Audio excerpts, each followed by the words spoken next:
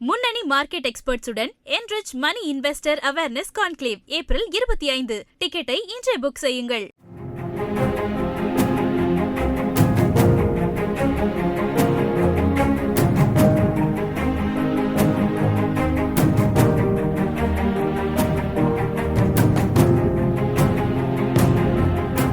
சிவகங்கை மாவட்டம் தேவக்கோட்டை ஒத்தக்கடை பகுதியில் பிரச்சாரம் மேற்கொண்ட நாம் தமிழர் கட்சி தலைமை ஒருங்கிணைப்பாளர் சீமான் போக்குவரத்து நெரிசலை ஒழுங்குபடுத்தியது பொதுமக்களிடையே கவனம் பெற்றது.